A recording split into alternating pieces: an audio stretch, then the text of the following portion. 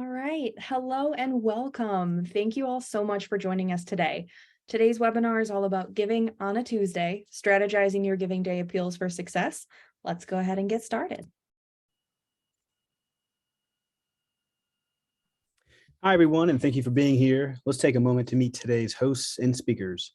My name is Richard Council, and I am a marketing campaign manager for GiveSmart. Joining me, I have Madison Kautman, my co-marketing campaign manager. We will be your host for today's call. Our experts today are John Biederman, the Vice President of Fundraising Strategy for Community Brands, and Woodrow Rosenbaum, the Chief Data Officer for Giving Tuesday. Woodrow and John, would you both mind taking a moment to introduce yourself and share a little bit about yourself? And Woodrow, you're our special guest. Please go right ahead. All right, thanks, John. Hi, Richard and GiveSmart team. My name is Woodrow. I'm Chief Data Officer for Giving Tuesday. I manage our data and insights work, exploring how people give around the world, how we can motivate more of that, how we can leverage people's generosity for stronger, healthier communities. And in this time of year, how we can maximize the opportunity of Giving Tuesday as an intervention and a catalyst for more giving for organizations. Great. And I've actually known Woodrow, about 8 years now? Yeah. I mean, it's been a long time. So hi, everybody. My name is John Biederman. Just want to thank Madison and Richard for really pulling this together, and especially Madison for pulling together this awesome slide deck that all of you are going to see. I'm Vice President Fundraising Strategy Community Brands, but in my volunteer life, I'm actually chair of the Fundraising Effectiveness Project, which is the group that publishes the fundraising results. And we collaborate very closely with Woodrow's team at Giving Tuesday to publish those results. So very happy to be here and really excited to share what we have learned in best strategies, best practices, and case studies of how you can use these best practices to really launch a fantastic Giving Tuesday. So I believe with that, I'm handing it back over to Madison.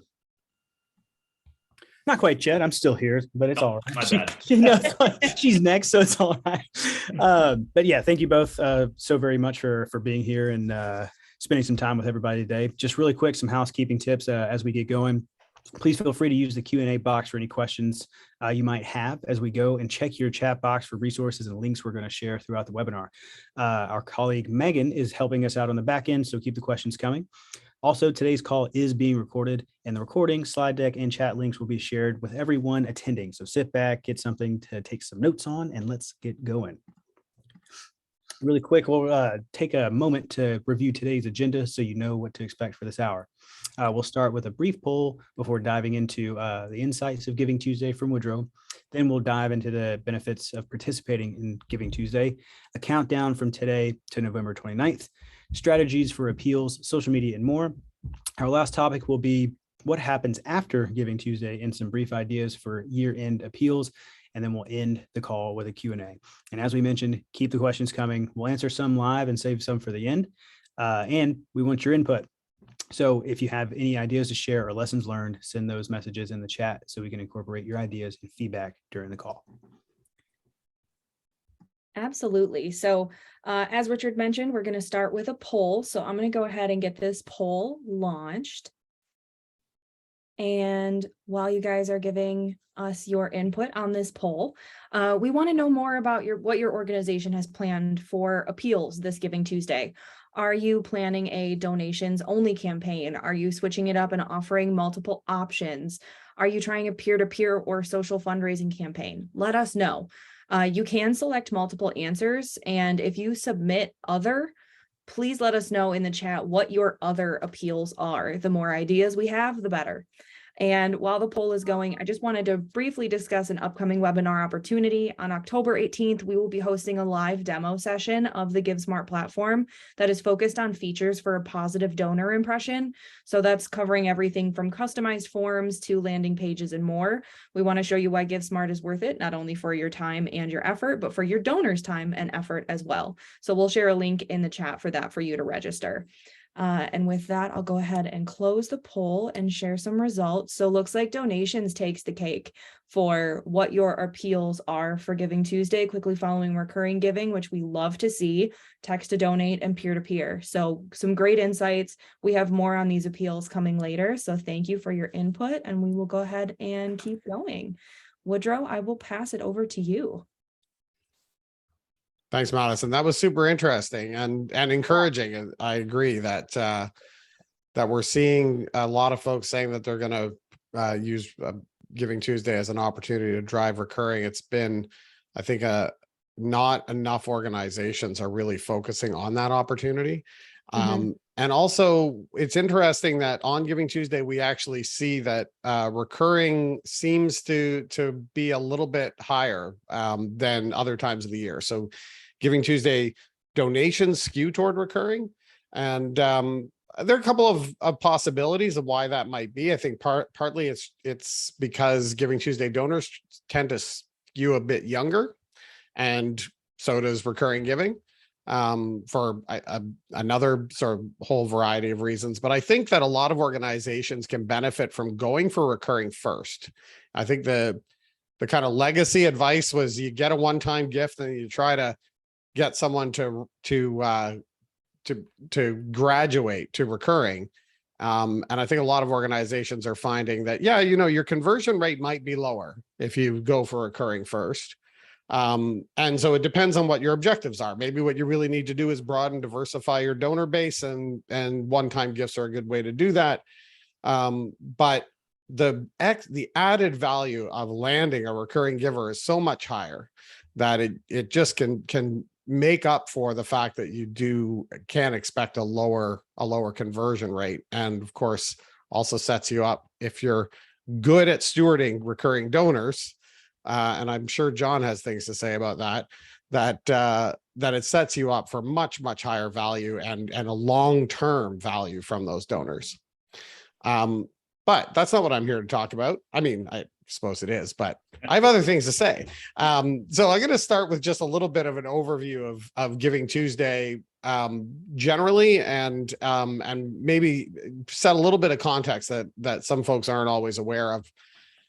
I think probably everybody here knows of Giving Tuesday as that first Tuesday after Thanksgiving, where people all over the world give and organizations get lots of donations. Giving Tuesday is also a year-round capacity building movement. It is co-created by tens of thousands of people around the world who leverage this for lots of things, including building best practice, for experimentation, for innovation, for learning, and for motivating, driving generosity in all of its forms. And our mission really is to support use this movement and the learning that we get from it to make generosity a more central component of our society. Our theory of change involves generosity being a kind of fundamental factor of how we live our lives, how we set policy, how we relate to each other, how we build community. And so Giving Tuesday the Day is super important catalyst for a lot of things. And I'll talk about some of the results and what we see happening. But really it's beyond that. It's about a much broader view of what we can do if we come together in our communities, if we connect grassroots givers to our institutions to better our communities around the world. There are now, I think we're expecting this year, by the time we hit Giving Tuesday, to be actually at about 86 official country movements. We are at 80 last year. This, as you can see, just continues to grow. And in each of these countries, some of these pictures here you can see are South Africa and Venezuela, Guam and the Philippines. Giving Tuesday spans the globe. And in each of those countries, the movement is run by organizers who don't work for us. They are stewarding the movement and deploying the best practices and the learning and the campaigns in the same way we do in the US to to empower their social sector and the nonprofits in their communities. We support them and we have a very close connection, but the organizations and the individuals who are doing this are co-creating the movement along with us, and they don't work for us. This is also true of the more than 200 community campaigns across the US. These are groups of organizations and individuals who are coming together to build cross-sector collaborations and to activate on Giving Tuesday for good. So you know what, Woodrow, I think Henry Timms made it sense. It can only be a movement if it moves without you. So yes, so great, right? Like that is one of the tests of whether it is a movement. And although our team is definitely growing, we really see our role as to observe what's happening and support it, as opposed to kind of deploying our systems, if you will. So last year on Giving Tuesday, $2.7 billion was donated in the US alone in those 24 hours. This is our best estimate, and we know that it's at a conservative estimate. But we get that by working with platforms like GiveSmart, who help us to understand what's happening on the day. In fact, my work exists partly because Giving Tuesday is actually hard to measure. As a distributed open source movement, we're not making everybody do something on our website. That is really critical to why it has grown exponentially around the world and in the US, but that makes it really hard to measure. We tried to make that challenge a feature as opposed to a bug, but we need a lot of help and a lot of collaboration. And we get data from about 70 companies and organizations to help us understand what is actually happening on the day and beyond. 35 million adults at least participated in Giving Tuesday in some way in 2021. That's a lot of people. We saw social media activity in essentially every country and territory in the world. So those 80 now 6 countries that are activating are obviously very active. But we see grassroots engagement in Giving Tuesday in lots of places where there's no kind of official movement. In the US, we saw a lot of growth, and we saw growth in donations at a time when the economy was not doing great, where consumer spending was down, and in fact, donation dollars were not super strong. The growth in donation dollars was not as strong as Giving Tuesday donations were.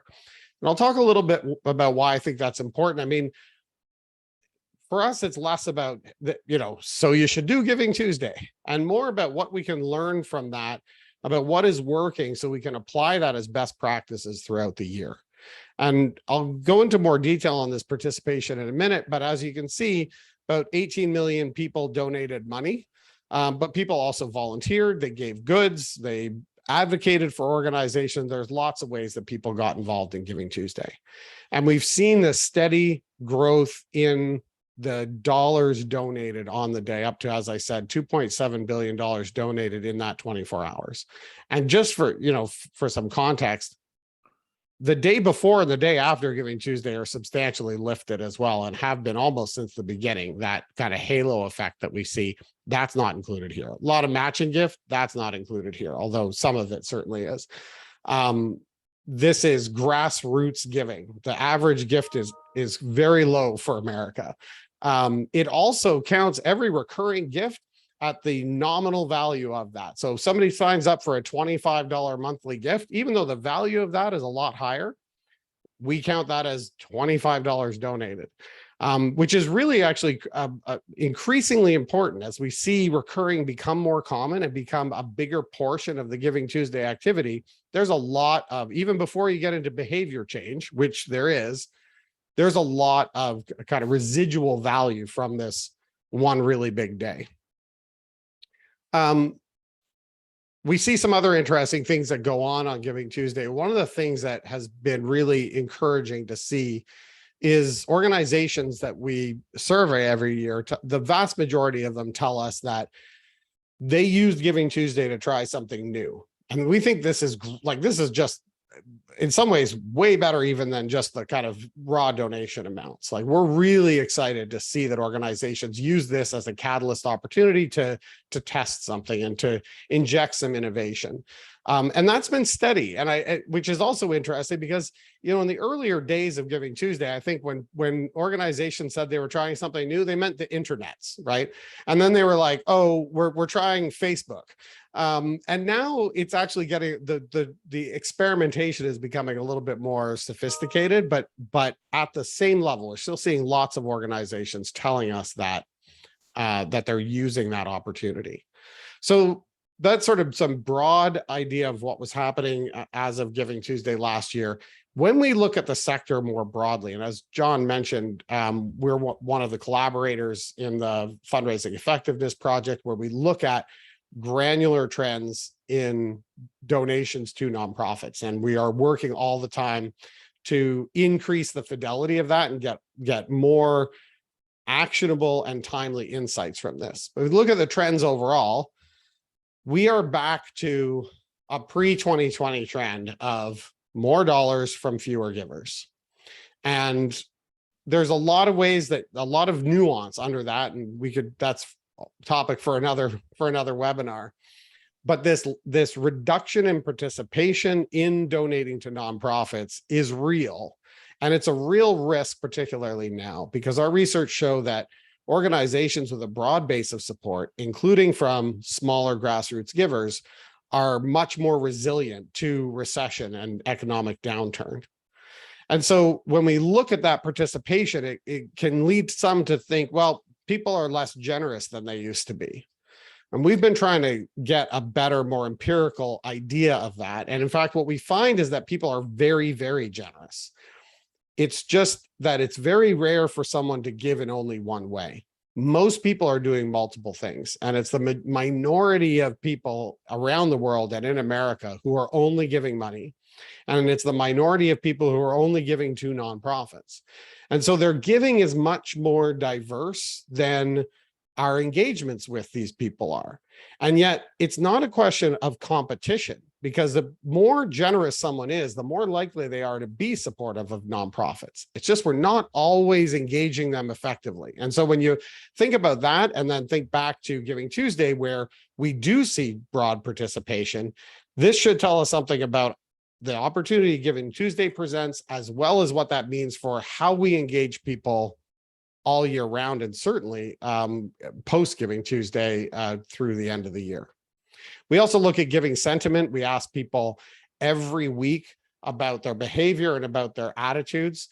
And by and large, what we find is that people are generously inclined, that most people say it's important to give back. And the more important they feel it is to give back, like they put their money where their mouth is. It does actually correlate with their behavior.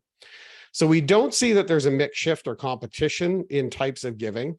In fact, the best indicator that someone's going to do any giving behavior is that they did a different one. We see that that people are motivated to give, and we see that they're giving in lots of ways. So we want to understand that, we want to tap into that. And Giving Tuesday provides this opportunity, this idea that people can give anything. Everybody has something to give. It's celebratory. It's open. The barrier is really low.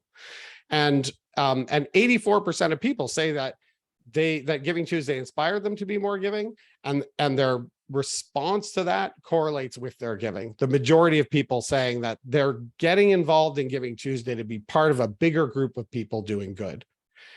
And although in the US, the most common behavior is donating money, only donating money is the least common behavior, which is a clue to how we should be engaging, because it shows that people, when given the opportunity, are looking for a less transactional engagement and more ways to be part of your mission. And now when we think about this risk of lower participation, giving moments drive engagement, they drive acquisition. That was so true in 2020, the last year where we saw acquisition up. Giving moments were really driving that, and Giving Tuesday more than any. Giving Tuesday in 2020, even with an overall increase in acquisition, Giving Tuesday was the single biggest day for acquisition across all cause areas. So what we see here is we want to give participants more opportunities, more ways to give. We want to think about how Giving Tuesday is actually sticky. Donors acquired on Giving Tuesday have a longer lifetime value, are more likely to stick around, are more likely to be recurring givers. They're also more likely to give again before the end of the year. So these are loyal, engaged donors. It's a big opportunity to get them in your mission with an urgency, which we know is a driver, without an emergency. So very top line, that's how we're looking at the situation now and how we think Giving Tuesday offers some opportunity to leverage some opportunities and mitigate some risks. And I'll turn it over to John now. Thanks, Woodrow. I think that was a great analysis of what's happened with Giving Tuesday over the years.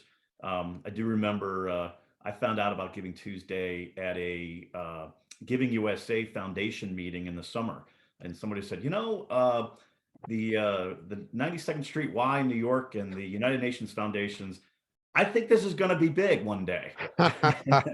We found that out over the summer, and I'm like, wow, this makes complete sense to me. So it's been awesome being part of it since the very beginning. The Giving Tuesday folks have been very, very collaborative. In fact, they invite at the time before pre-COVID, they basically invited anybody if you wanted to be at the headquarters, the mothership, I like to say, because they had all these monitors, and in real time we were seeing the number in billions of all the social media impressions. Remember that, Woodrow? It's pretty impressive. That day to watch that feed is, it's inspiring. It is, and I do hope that we come back together, because that core group of people in there it was just a fantastic just experience, life-changing, if you really ask me. Quite a feeling. What are the key benefits of Giving Tuesday?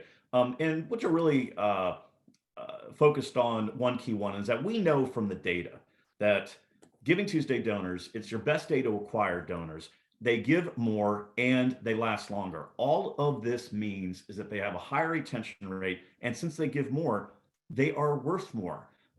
There's all this analysis that goes into what is the lifetime value of your donors and things like that, and that is a whole nother webinar topic to discuss. But that is primarily one of the key reasons to participate. But I think the other key one is to try new things, is to be innovative.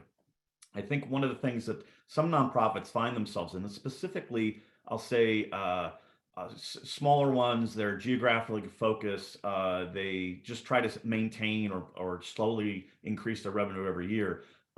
It's hard to continue to grow, and it's hard to continue to maintain what you have. But by trying new things, so for example, like the Giving Tuesday, or recurring giving, or online fundraising, things like that, you are able to have a better base of support, so that you can survive times when the economy is not so good, as we are likely going through right now. I also really think that Giving Tuesday brings out the best in people. There's a philosophy from Asha Curran. She actually is she's the CEO or the executive. I mean, she's the CEO. Yep. And one of the founders. And her whole, I guess, theorem, I'm going to have to call it a theorem now, is that the reason why all these facts are true is that people are driven by generosity on this day. They have then a higher affiliation with your nonprofit, and they care more because their heart's in the mission. They want to be part of the greater good. And by following the next several slides, going to be going through the time frame and key strategies. And to be candid, you do need some tools. GiveSmart has these tools. I represent the CRM end. If you already have a CRM, we have the fundraising end that you can make sure you can have text to giving and mobile forms and recurring giving, all available on Giving Tuesday, and that's GiveSmart. But I believe in these tools so much, all right, I might get in trouble here, by the way, that if you don't use GiveSmart, please use one of our competitors, because what you don't want to do is not do anything. I think that's the worst thing of all. So next slide, please. And on that, so we're in October. The great news is I do feel like it's right around the corner, but we still have 55 days, and there's still plenty of time to take these strategies and tactics in hands. I know some nonprofits start over the summer, but let's face it, summer's every time's busy. We're finally taking vacations from the spring fundraising events, and then planning the fall fundraising events. And of course, now we're here planning Giving Tuesday and end of year. But the key things is to make sure that if you haven't already started, we really need to be establishing a goal and a timeline. And that includes start building your campaign, slowly building out your marketing efforts, and scheduling where you really want to put your social posts. But it's not just around just all social. It's things, this thing called snail mail, it still is a thing. In fact, I know recent studies absolutely show that younger donors trust direct mail, more than they do email or social posts. Of course, if you're over a certain age, I happen to be 51. That, of course, was never true. We were like, oh my gosh, I get inundated with all these direct mail and everything like that. But it is interesting that direct mail is not dead. So typically a multi-channel marketing strategy, building segmented audiences, and targeting the right communication towards the audience is the best way to make sure your overall efforts are a success. Next slide, please. So what are some insights that we know what works with this kind of marketing? Well, from the GiveSmart platform, we know that the very first top channel is what we call direct messages. Direct messages from the platform. These includes direct text messages and emails directly sent from our platform, directly one-on-one communication to the donors. The second most effective channel was social media. Social media obviously includes Facebook, Instagram, Twitter, LinkedIn. If you are not on all four of these platforms, you likely need to be. Obviously, I think likely everybody on here has some Facebook presence, but it is important to have a different presence for the different channels that naturally occur within your fundraising donor base. The fourth, obviously we have the website URL. It's typically a dedicated URL to the fundraising campaign from your organization's website. It could also be the actual form page from the platform like GiveSmart. The fourth one is emails. Emails, of course, is still alive. Directly from the organization, or it can be used in another marketing platform, for example, like HubSpot, MailChimp, Constant Contact, things like that. And the last thing is actually organic search. People do get a lot of messages about Giving Tuesday. It's on major media. They're reminded about it. And while the number one reason why people do give is because they were asked, which we'll get around that to a moment, people do look and search for ways to give on Giving Tuesday and organic search itself. And of all these of all the social media channels, it's no surprise that Facebook's number one. Second is Instagram, then Twitter, and fourth is LinkedIn. And there is now an honorable mention to TikTok. If you don't have teenagers, you may not have heard of TikTok, but if you have teenagers, it's impossible not to know TikTok, because as it's gaining more and more users, it slowly rises on the list of platforms according to our own internal data. Next slide, please. So what are since social media we know is one of the top channels, what is some of the appeal strategies? Well, the first one I'm actually start with is a common myth. And that is, it's true in nonprofits, it's actually true in for-profits as well, is that, oh, I'm just going to do one post, one and done, and oh no, it wasn't a success. Giving Tuesday doesn't work. My experience with any kind of marketing campaign, is that you have to hit your audience many times. In fact, there's the magic rule of 7. You probably heard this before, is that before someone donates or buys a product or engages, they have to see, know, and mention your brand at least 7 times on average before they act. And with Giving Tuesday, there is a ton of noise. There is a lot of noise out there. I do give to probably more than a dozen. I would say, however, that only a handful of them actually, what I'll do is do the best practices. And that is, you're telling a story. You're telling a story of how the donor is the hero in the story, and how through their actions, they can help themselves by helping your organization, helping the people they want to help. So being donor focused and having a story as the donor is the hero typically is the best way to engage them. And the more posts the better. And you also need to make sure you can measure your posts. You want to be able to make sure that you brand the post, and so that your best post that gets the most response, you pin that at the top. And obviously, you want to make it easy to give. That's where tools like GiveSmart come along. We've got fundraising tools and easy text to donate tools where it makes it very simple for donors in just a few clicks to make a donation. The other way to make sure to get out your appeal strategy, another strategy, is to really lean on what I'll call your super donors, super volunteers. You know who these people are, your super board members. It'd be great if all board members were engaged, but they're not. Every single nonprofit I've ever been on, you have a group of board members. They all really mean well. But in the end, we all know it's the same 4 or 5 people that are really doing like 80% of the work, maybe even 90, maybe even 100.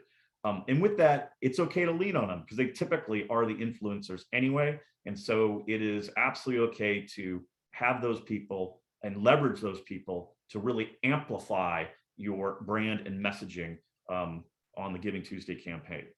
Part of that way is you encourage unselfies or a selfie. An unselfie is someone who has a picture of themselves with a note on their reason why they giving. In fact, one of the most successful ones I've been involved with is my own child.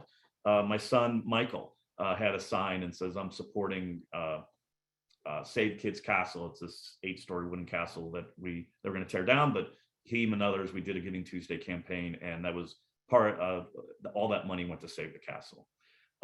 We've seen on selfies with donors wearing branded merchandise like t-shirts or with a 5K with the race bib with a space for a message and why they support the organization. Those really work, and they're easier to do than trying to make videos or anything like that. And also, don't forget to take a minute or two to go live. A lot of platforms have an ability to go live. You can use your phone typically or your computer laptop to go live and talk to the donors directly. If you are able to do video, that tends to be the most engaging, but also make sure at the end, as soon as you do have them, always make sure to include the post to how to make a donation. I remember the good old days when they used to do the public auction. They still do them actually on public TV. They'd have the auctions, and of course at the bottom it says call this number. It was always there during the telethon. Next slide, please. So what happens in November? Well, November 1st, you got 28 days. As you're approaching that day, we want to be evaluating the data. What's working, what's not. And this is all real engagement, because right now you're not asking for donations. Though, interestingly, what we have seen is that nonprofits, they might already have their annual Thanksgiving campaign because they want to raise money for Thanksgiving, which is different from the end of year campaign. And what's working, what's not, and what did you do in the past you could try again or do better. Making incremental changes and being innovative is typically the best path to finding out very quickly what works and what doesn't.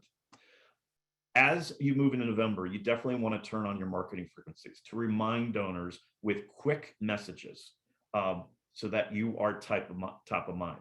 You are competing with hundreds of thousands of other nonprofits that are also involved in Giving Tuesday.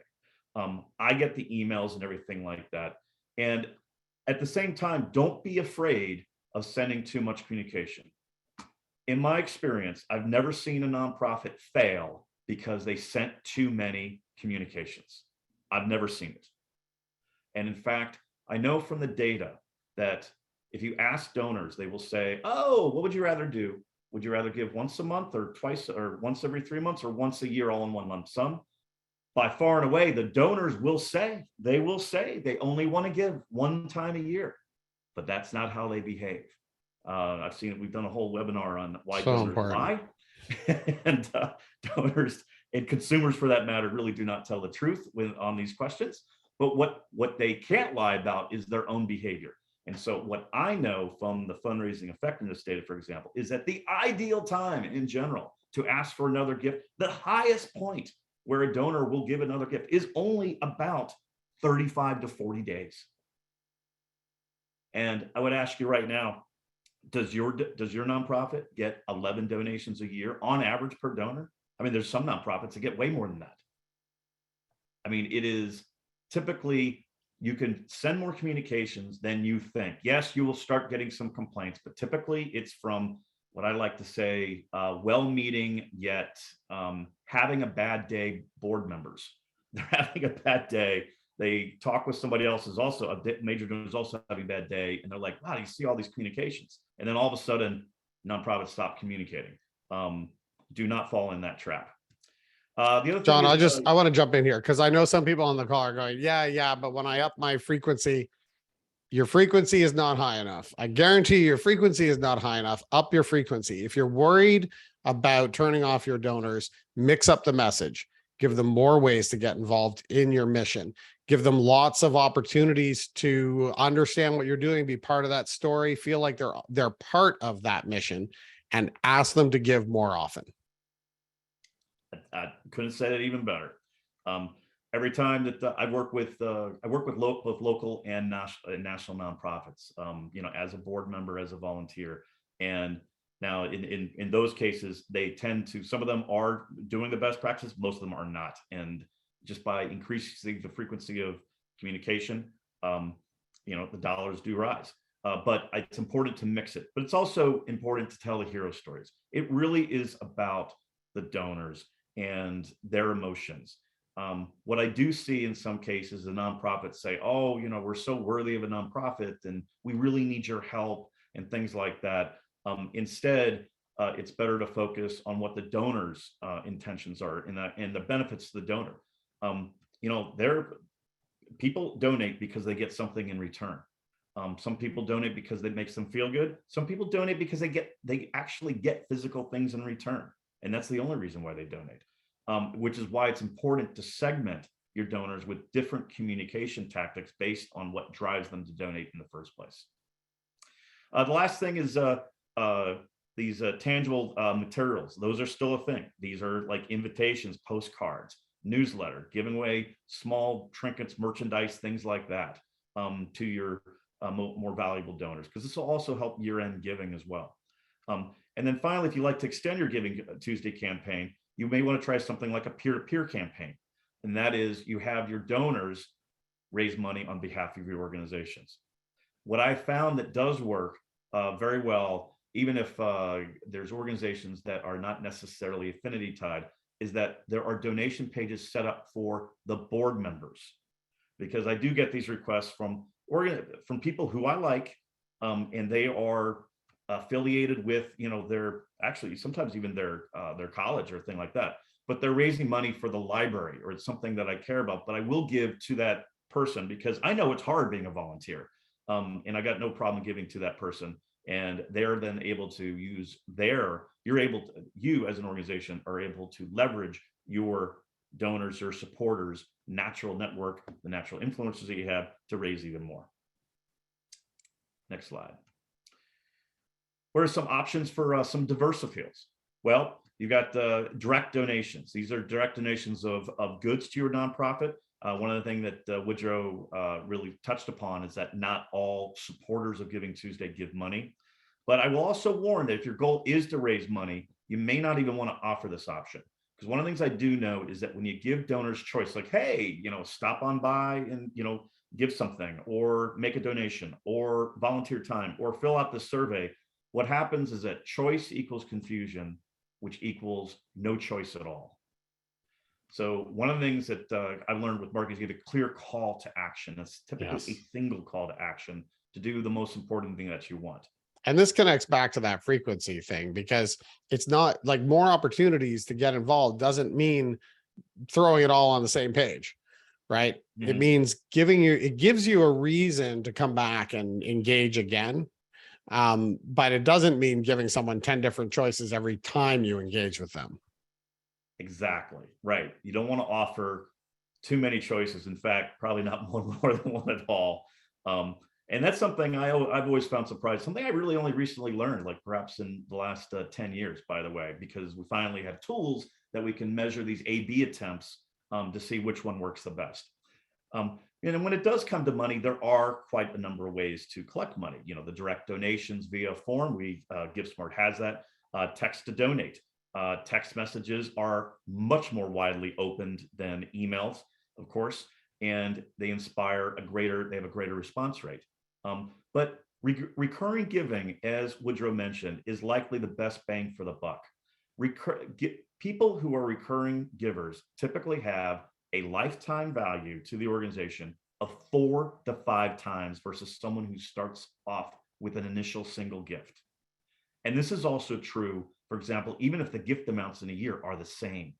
So for example, someone who gives $120 a year versus someone who gives $10 a year, the person who gives $10 a month, the person who gives $10 a month is worth about 4 to 5 times more on average than the person who gives $120 a year. And the whole reason for that, it's all about retention. Monthly donors simply last longer because they're more frequently engaged with the organization. Obviously, accepting checks is sometimes still a thing, especially for larger donations. Make no mistake, major donors, on Giving Tuesday, in my previous life, I was the founder of Donor Perfect Online. I ran it for many years up until a few years ago. And on that platform, it is public information. I can say that, we did have a donation that came through, I think, for about $50,000, but it was one. Most large donations are still absolutely done by check, wire transfer, things like that. And that's don't be afraid of offering that options that people can wire money. And it's quite simple. Major donors are used to wiring large sums of money, or if they're really major, they have other people wire the money on their behalf. Yeah, I think so. That's so true. And the majority of the 2.7 billion that was raised last year was not raised online. Mm-hmm. I think that thinking about Giving Tuesday as only an online experience means you're missing out. And thinking that your major donors won't give online, likewise, like you can get multiple gifts. You can get an extra gift, and you can get, as you pointed out, sometimes large gifts digitally. But the other opportunity is to think about which of your donors have donor advised funds. That's money that's free for them to donate to your organization. But you need to think about that in the same, like you need the same tools and approach and marketing and engagement that you would need for a check or a $100 online gift. But thinking about all of those options is really important because they're all in play on Giving Tuesday. Exactly. And here's just a couple of examples from GiveSmart clients. So one of the ways that they did a creative way for generating money was to have a class voting competition where classes would vote on their vote on an item, whether something should be added to campus, should there be a new rec center, it's anything of the question can be short, but they would, you could vote, and you could vote as many times as you wanted, but it was $1 a vote. And so what they did is they listed classes 1955 to 2021 listed. The donations were matched by anonymous alumni, and that voting competition benefited $5,000 scholarships for graduating students. And they raised, just from the donors and eventually was matched, more than $4,500 just on having a voting competition. Another example is from Bridgewater State University. They had a peer-to-peer usage where they set up, and they set up specific programs and causes as teams in the peer-to-peer feature. It allowed donors to easily contribute to those causes that they supported, and they raised over $18,000 on Giving Tuesday alone. Next slide. Yeah, so we're going to take a pause here, and I'll let you guys breathe for a minute. And we love these creative ideas for appeals. It's all about how you can make those appeals work for your mission. But we wanted to just take a quick break, and before we go into our last section, and take a quick pulse of the room. We've mentioned a lot about GiveSmart features, about using GiveSmart for your Giving Tuesday appeals and campaigns. So just real quick, let's launch this poll. Let us know if you're interested in using GiveSmart for your organization this Giving Tuesday. We have mobile bidding, ticketing, event management, donor management, fundraising software, let us know if you'd like any more information or any of the options in this poll. You'll also have an opportunity in a post-webinar survey to let us know. But like we said, if you're not using us, use something, participate in Giving Tuesday. It is worth it. And just as a quick reminder, since I did see a question come in a minute ago, we are recording today's call. We will be sending it out in an email within the next 24 hours. We will include the slide deck so you have the slides and any resources shared in the chat, because we know we're sharing a lot. There's a lot of information going back and forth. So thank you everyone for those questions, and keep them coming. We already have some great questions for the end for the Q&A, but with that, John, I will pass it back to you. Great, thanks, Madison. Okay, so what are some ingredients for success? And obviously, we already mentioned recurring giving. I think that is something that we continue to really emphasize. One of the other reasons we already talked about, they're already worth more, but one of the factors in that is that we know that recurring donors, they just give more per year, 42% more a year than those who give a one-time gift. The other thing to think about is you might want to consider extending your campaign to a week or a month to give your donors more opportunities to give. One of the things that I know has happened in the past is that sometimes you might have a problem with the giving platform. Certainly not with GiveSmart, but there has been in the past where platforms have had an issue, and well, they just extended Giving Tuesday, and they ended up actually still breaking their goal because then, of course, donors felt sorry for the fact that the nonprofit had an issue. It's one of those freakonomic effects. Not that it's something you want to count on, that's for sure. The other thing you do is offer specific time windows of donation matching. This is critical, and it's exactly the reason I'm sure almost everybody that's listening to this, if you follow the political party process in America, you are getting inundated by text from both sides, red and blue parties. I know I get them both. And talk about clearly they feel that they can send as many as they want. I get way too many. But with that, what does work is that they typically will include a, hey, given this hour, the next hour we've got a special, our board member, our president, treasurer, whatever, is matching the gifts for the next hour. This is a tried and true tactic that has been going on for decades with telethons, public radio-a-thons, things like that. They'll have special matching hours. What I can say is you don't have to go ridiculous like some of these political campaigns are. Hey, 1,000 times matches. I mean, yeah, whatever. Typically, at least one to as much as 3 times matching works. But a one-time match, you'll see an increase in donations. And you typically, obviously, you will want to do that in advance. And it can be also think outside the box. It can come from a sponsor or a vendor, one of the vendors that you have. So not only are they giving their own gift that they would have given anyway, but then they get free advertising for that amongst your donors. Storytelling, of course, at the end is key. Make the donor the hero of your story, that they have a challenge to overcome, and share the results of how they overcame that challenge by helping your organization to get what that donor wants, which is helping your organization's people that you help. How the technical things to do it, you want to make sure you customize your forms with your brand and your mission, your story, and you want to segment your donors, typically based on age, different stories for different age groups. Location, if you have more than one location, local versus virtual also is correct. It's what Woodrow pointed out. Most common donation type. Send a separate message to the people who only give online versus those who only give by check. You should be able to get that out of your CRM. You can do it by donation size or range. One of the things that I've seen this nonprofits leave money on the table is when they send out one appeal and they ask for a few $100s, but they include their major donors. So of course the major donor will do a check for $200 or $250, but they can afford much, much more. And that's where donor CRM is a great option.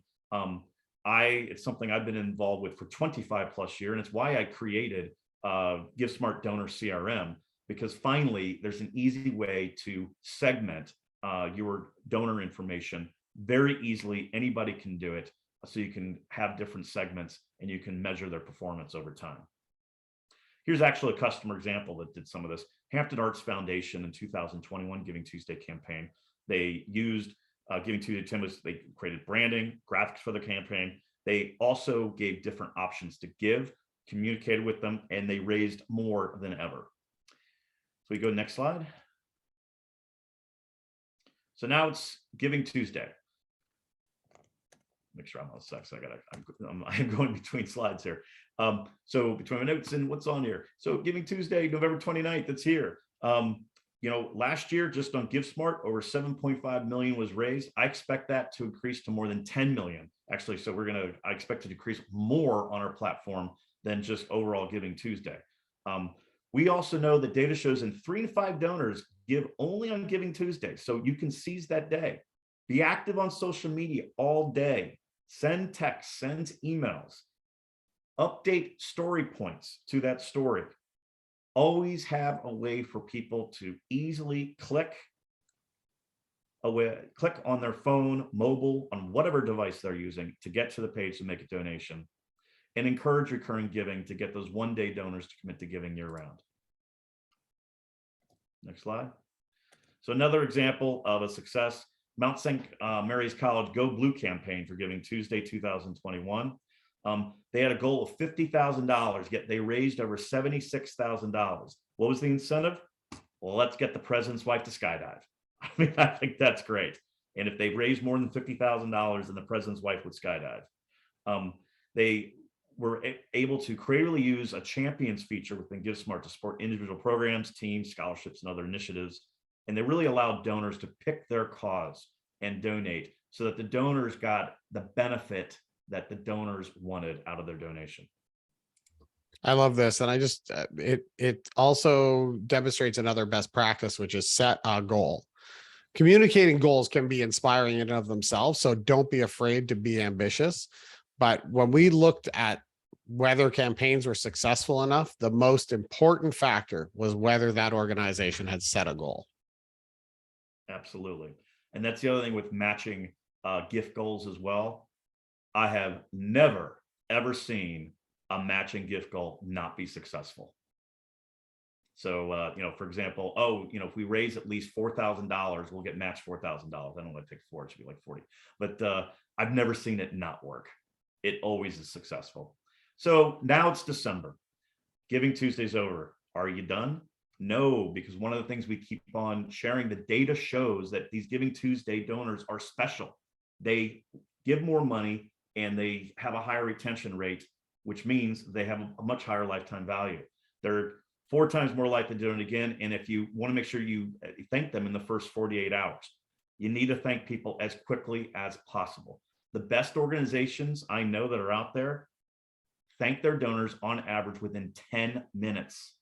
And I asked this woman how she was able to do this. And she said, lots of coffee.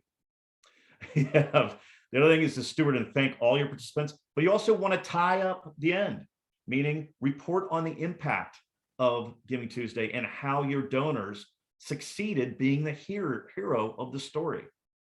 And then finally, don't be afraid to ask these same donors for a year-end gift. While Giving Tuesday is actually, Woodrow showed the graph of that's the highest day they acquire new donors. December 31st, by far and away, is the day where the most online giving occurs. In fact, that one day accounts for 20% of the last week. That one last week of December accounts for more than half of all December giving. And all of December, I think, as a lot of people know, actually represents more than 22-23% of the entire year, when of course, naturally, it should only represent 1/12 or 8.75%. So do not be afraid of asking more at the end of the year. All right. This was awesome. We covered a lot. We have a ton of questions, so I wanted to just take a pause and get some of these questions over to you guys so we can answer as many as possible with the last like 7 or so minutes that we have. So first question, and John, I will pass this to you since I know you had some thoughts on it. What are some good messages to encourage recurring giving? So say it's a new thought for a nonprofit. What types of messages can they put out to their new donors or veteran donors to encourage them to give either monthly or weekly or whatever that recurring interval is? Right. Well, I think it's best, again, to sell the benefits. and that is focused on the reason why people want to donate in the first place. And that is, it's number one reason is because they're asked, by the way. So sending out the emails and texts is very important. But then after that, it's typically to make a difference. We talk about being a hero, being special, being part of an exclusive club. So one of the ways that you can start that right off is making sure that you give your recurring gift program a name, like Champion Circle or the Defenders or Crusaders or whatever is appropriate for your organization. People love to be feeling exclusive. So they want to get exclusive communications, recognitions. But also in exchange, sometimes they want things. So if you're a museum, zoos, theaters, that's why when you join a recurring gift program there, you typically get discounts. You become a member, so you do get some monetary discounts at the gift store or whatever. But at the end of the day, it's also about ease of giving, making sure that it's easy for donors to give. There's a whole segment of donors, it's in their DNA to give. And therefore we want to make it easy as possible. But overwhelming, the number one reason to communicate recurring giving is that it makes them feel special. Absolutely. And then another question, and Woodrow, I will pass this to you because I think this is a really insightful question. What is the best way to report an organization's total giving on Giving Tuesday to you guys, to Giving Tuesday, so that you can help? Yeah, the good better news is don't. track? So I listen, I get so many emails after Giving Tuesday, and I appreciate them. They touch my heart. Like, I literally get emails from, we announced $2.7 billion was raised, and I get emails from organizations that are like, we had a bake sale and we really want to make sure you count our $892.38. And it just is so wonderful because it, to me, is just such an indication of how approachable the community is. We don't need to know how much your bake sale raised. We don't need to know how much your university endowment raised, because GiveSmart and our other platform partners, they have your data and they help us get that. And we've got really good models for understanding what that means globally, what that, in aggregate, and what it means. We get a breakdown geographically. We help our community campaigns measure. So don't sweat it. We got you. Right. Yeah. But it's also protected. All the data is anonymized. Thank you. So, Very good point. We don't yeah. know. We don't know who you are. We don't know anything about you, and we like it that way. Right. Yeah. All report is that so many donors from the state of New York gave so many dollars, and the average gift was X, and it came Exactly. from the platform. So there's a very secure process in reporting all this. Yeah, great insight. A third question, and I will pose this to either of you. What is, or what are some strategies to secure matching gifts? So whether that's donors, sponsors, companies, partners, whatever that looks like, do you guys in your experience have some advice on securing a match for Giving Tuesday? Well, I'll start with research has shown that matching gifts do about 32% better on Giving Tuesday than on another day. So that's a best practice. We know it amplifies those matching gifts. We know that having a brand attached can also improve results. So one of the biggest offers for your donors is we can make your donation go farther. You can have more of an impact, and you can be part of a lot of people having a success. And that's appealing, whether their objectives are philanthropic or brand or human resources related. It's just going to get more bang for their buck. Yeah. And one of the things I have found that works on that at one specific source of funds are companies. These can be vendors that you already work with, but they're also just companies of your major donors. And the reason why it works is that they can sponsor Giving Tuesday. The reason why you want to do this, and I've been in this role before, it is infinitesimally, it is so much easier for me to approve $1,000, $5,000 marketing expense than it is for me to approve $100 donation. And the reason for that is in the companies, like a lot of companies, the donations go through a committee, they have to be vetted, all this other stuff. But if it's a marketing spend and there's sponsorship money, I have a budget that I can control, and I can divert money from the sponsorship budget to a nonprofit very, very easily. And that is something that I think is underlooked a lot of times. Yeah, Absolutely. Well, I think that's all the time we had for questions. We did have a few more questions that we can always follow up with in our follow-up email, or even put a blog together or something to make sure that these questions get answered. But we've covered a lot today. Thank you both so much, John and Woodrow, for your time and your expertise. And thank you to everyone who joined us. And let us know what your plans are for Giving Tuesday. Stay in contact with us. Let us know your successes and your lessons learned. We want to hear from you. So on that note, it's time to say goodbye, but thank you, and we will see you next time. Thanks, everybody. We Thanks, should do this Woodrow. again sometime, John. Well, I'm going to see you soon anyway. Thanks, everybody. Take care.